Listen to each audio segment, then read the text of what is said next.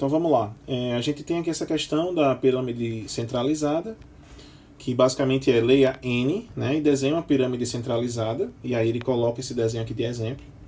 Tá? Então, fazendo essa tradução para N igual a 4, né, a gente tem essa estrutura aqui. Então a primeira coisa que eu quero que você entenda é de que você precisa transformar esse desenho em um padrão posicional. Tá? E entender padrão posicional nesse caso aqui é você entender de que você está lidando com linhas e colunas de uma matriz, certo? Então bota na cabeça que tu está mexendo com matriz aqui, certo? Ou seja, isso aqui é matemática, não é mistério, ok? Então você está encontrando um padrão matemático que você quer fazer. Então, ó, percebe, o central daqui desse cara, ele vai ter espaço em branco aqui, certo? No desenho dessa minha matriz. Então, como é que eu faço para eu começar a aprender a abstrair soluções matemáticas para resolver um problema desse tipo?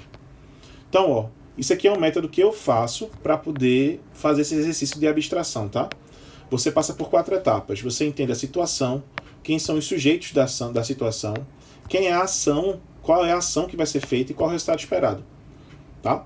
Então, a situação é ler o número n, imprimir o triângulo no final, é a situação, é o escopo do processo inteiro. Quem são os sujeitos desse meu algoritmo? Usuário e sistema. O usuário que vai ler, que no caso vai enviar o n, e o sistema que vai imprimir. Qual é a ação esperada aqui?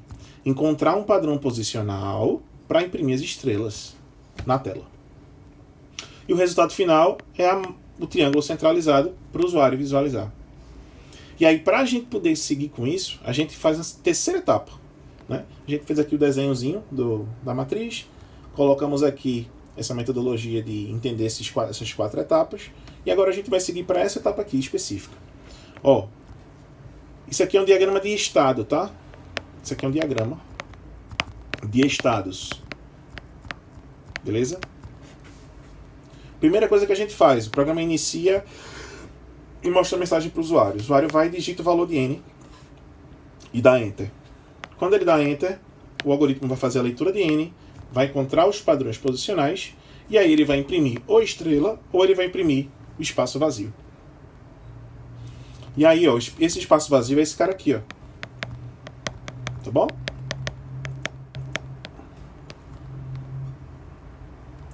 E aí, ó, imprimir o espaço vazio.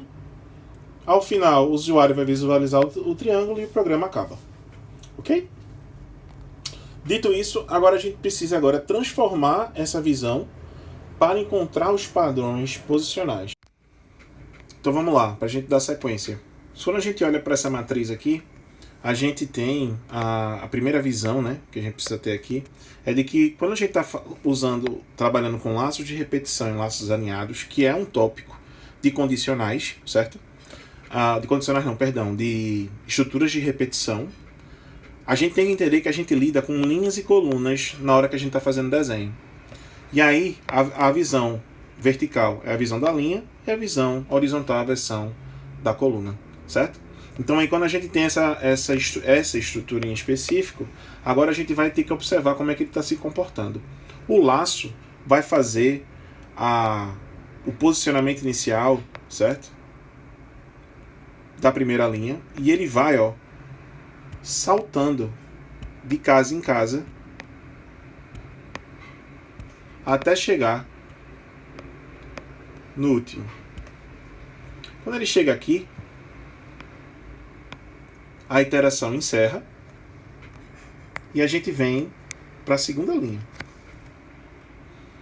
E aí essa segunda linha faz a mesma repetição aqui, ó. Ele vai repetir isso até o final, certo? Então ele vem pulando aqui até acabar, e aí, ó, ele continua fazendo isso no decorrer do código, tá bom? Então coloca na cabeça isso. Ele vai fazendo essas transições. E uma vez que essas transições acontecem, o algoritmo é encerrado aqui no final, ok? Então, sabendo disso, como é que a gente faz agora como é que a gente continua, né, essa abordagem? A gente precisa entender o padrão posicional como um padrão matemático. Então, ó, linhas e colunas, tá? Então a gente vai ter aqui, deixa eu ver se consigo dar uma apagada mais. para facilitar. Nessa visão de linhas e colunas, nós vamos ter a linha 0, 1, 2, 3, 4. No caso, ele vai se encerrar na 4, né? Nesse desenho. Então, vou até, para não confundir vocês. E a gente tem a visão de linha e a visão de coluna do mesmo jeito. Coluna 0, coluna 1, 2, 3, 4, 5, 6. Beleza? Inclusive, eu acabei de perceber aqui que é isso mesmo, tá certo. Então, a gente tem aqui essa visão matricial, né? Então, o contador começa em 0, ele vai até um número no final, né? Perceba que o número que a gente tem aqui é o número 6, né? No caso do 4. Perceba, a gente está usando aqui o número 6. Se a gente fosse imprimir um n diferente de 4, fosse n igual a 5, muito provavelmente a gente teria uma estrutura triangular da mesma maneira, só que ele ia evoluir as casas do meio para a estrela, no caso essa metade aqui, ó. Toda essa evolução iria acabar no número 9. Se a gente tivesse um triângulo bem maior, com n igual a 7, por exemplo, o último número aqui seria 13. Sabendo disso, a gente provavelmente encontrou o primeiro padrão posicional da gente, que é o quê? A quantidade de estrelas totais da pirâmide, certo? Vai ser igual a 2n menos 1. Vê só, 2 vezes 4 menos 1 vai ser igual a 7. Professor, mas lá é 6. É 6. Só que a gente está contando a partir de 0, né? Então, ó, de 0 a 6 nós temos 7. Beleza? Então, ó, considerando isso, eu encontrei um padrão posicional muito interessante. Eu acabei de entender de que eu tenho uma estrutura de 2n menos 1 para fazer essa pirâmide funcionar. E aí, ó, como eu sei que eu estou trabalhando com a impressão das estrelas, que é a minha referência principal, eu tenho que entender de que quando eu estou programando, o código não vai se preocupar. Repito, o código não vai se preocupar com esses caras aqui. Porque é indiferente. Ele tem que se preocupar em imprimir a quantidade de estrelas necessárias dentro do meu código. Portanto, se eu não estiver na posição da estrela, eu vou imprimir vazio. Mas se eu imprimir todas as estrelas que eu precisava, eu vou parar o programa e vou seguir. Essa é a ideia. Tá? Então, ó, já que eu estou com essa visão agora, o que é que eu preciso fazer? Eu vou pegar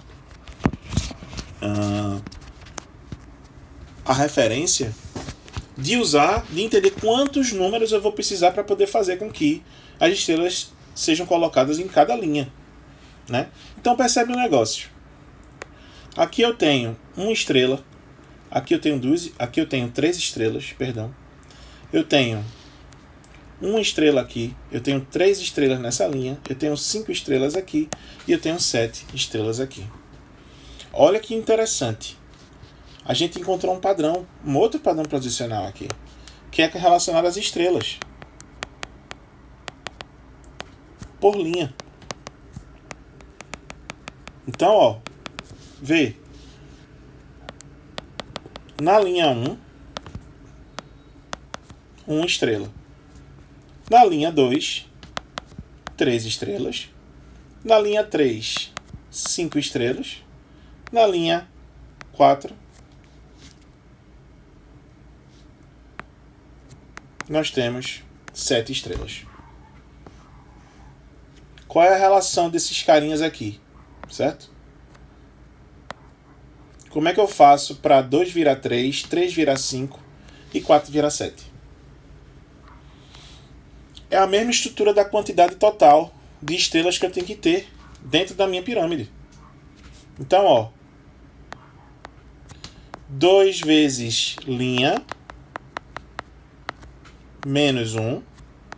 Se a linha é 1, 2 vezes 1 menos 1 vai dar 1, que é o que a gente quer. Fazendo a mesma coisa aqui, 2 vezes 3 menos 1. E aí? Perdão, não é 3. Fazendo a conta aqui da linha, nós temos a linha 2. 2 vezes 2 menos 1, nós teremos 3. Na terceira linha, 2 vezes 3 menos 1, teremos 5. E na quarta linha, 2 vezes 4 menos 1, teremos 7. Se o n fosse maior, a gente ia ter mais opção. Mas vê, ó que interessante. Agora, a gente encontrou o mesmo padrão posicional da quantidade de estrelas. Nós temos agora a mesma referência para a quantidade envolvendo a linha. Ou seja, para cada evolução da linha, eu vou aplicar 2n menos 1, que é a quantidade de estrelas que eu preciso da minha matriz. Legal, né? Nesse caso, eu já entendi que eu já tenho a quantidade de estrelas por linha. Mas aí, os espaços em branco ficariam como? Perceba que os espaços em branco, eles são analisados primeiro, né? Então, ele está vindo branco, branco, branco, estrela, branco, branco e branco na linha 2. Ou seja, primeiro tem que preencher os espaços em branco para depois começar a preencher os espaços da estrela. Então, se você for parar para pensar e transformar essa matriz aí numa matriz ou numa linha única, como é que ficaria isso numa linha? Tudo numa linha, né? Tudo numa linha. Ficaria espaço em branco,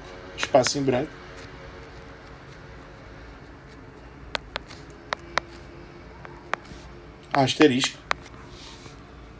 Vou para a segunda linha, que já encerrou, já encontrei, porque na primeira linha eu tenho uma estrela. Depois eu já, na segunda linha, na segunda iteração do nosso for, ele vai fazer espaço em branco, estrela, estrela, estrela.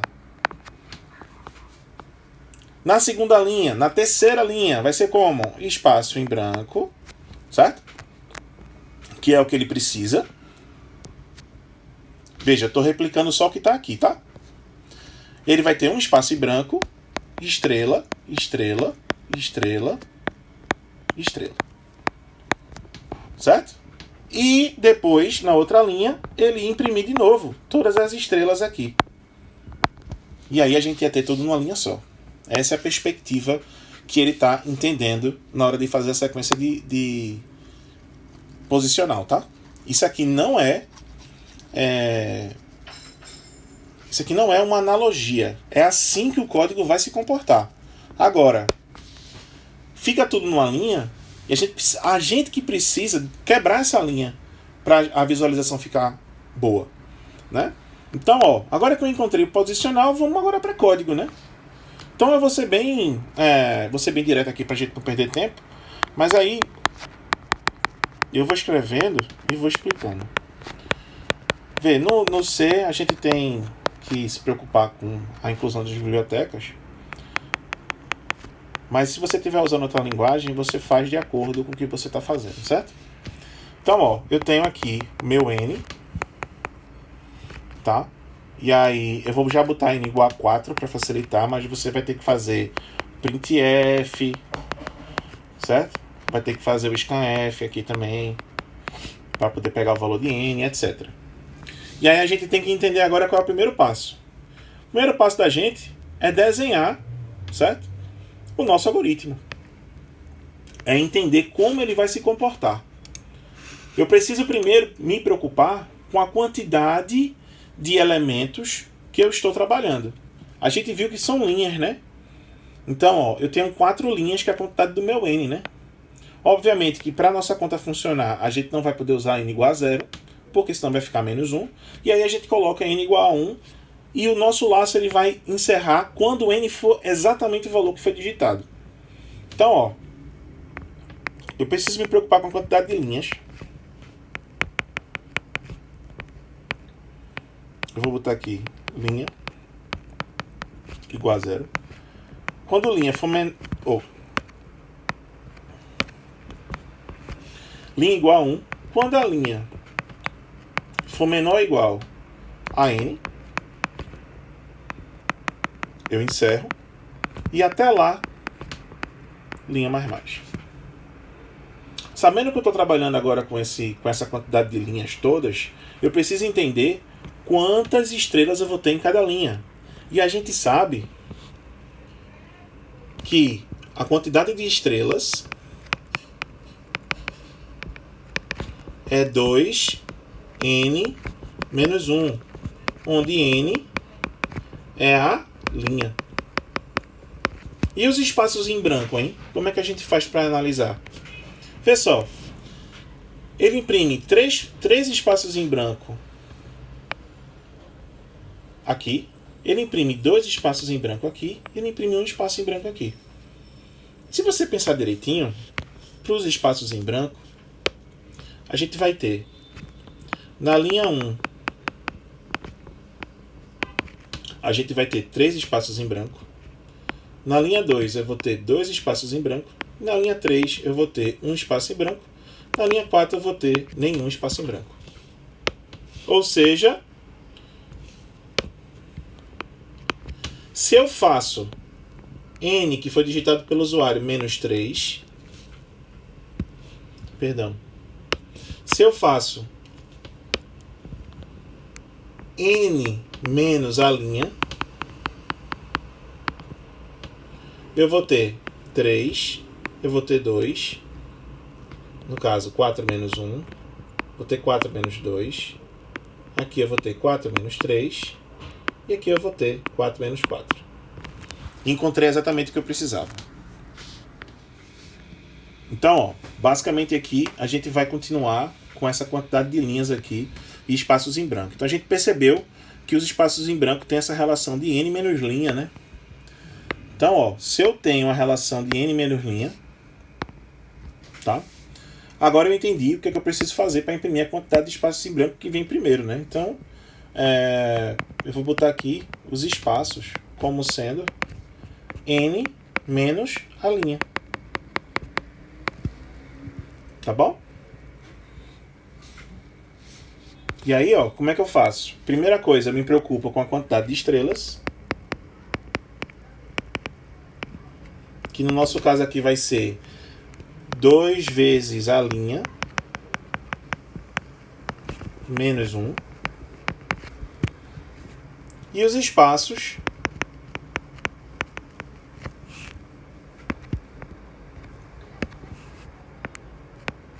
serão n menos a linha. Como é que eu faço então para imprimir isso? Se eu sei que primeiro eu venho um espaço em branco, eu vou ter um outro laço aqui dentro. Int é igual a 0. Não preciso me preocupar com o número de incremento aqui, porque eu já tenho o número de espaços que eu preciso. É menor que espaços. É mais. E aí, quando eu faço isso, o que é que ele tem que fazer? Printf, espaço vazio. Finalizo meu for, e aí eu vou me preocupar agora. Uma vez que eu imprimi os espaços vazios, agora eu vou imprimir a quantidade de estrelas que eu quero para aquela linha. A quantidade de estrela que eu quero para a linha 1 vai ser quantas? 1. Então, ó como ele vai se comportar. Né? Ele vai fazer aqui, ó, for int. Eu vou chamar aqui de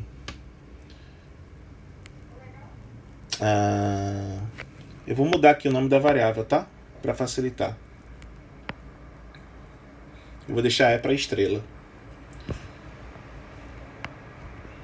Vamos chamar de vazio. Aí v igual a 0, v menor que vazio, v mais. E aqui embaixo eu vou botar e de estrela igual a 0, é menor que estrela, E++. E aí, ó, o que é que ele vai fazer aqui? Printf estrela. E acabou-se meu for para colocar as estrelas. Uma vez que eu faço isso, qual é a próxima etapa? Minha próxima etapa é quebrar o texto. Porque perceba, até aqui o programa está imprimindo, mas ele vai imprimir tudo numa linha só para o usuário. Eu não fiz uma quebra de texto aqui. Então a ideia é que eu faça a quebra de texto no momento que eu faça a impressão de todos os X, todas as estrelas que eu tenho. Portanto, para que cada linha dessa possa ser colocada de maneira correta, eu vou colocar mais um printf passando /n. E aí eu encerro o meu for e eu faço return 0. E aí está encerrado o meu programa. Então essa é a solução para a gente poder imprimir, certo? O triângulo centralizado na tela do usuário. Valeu!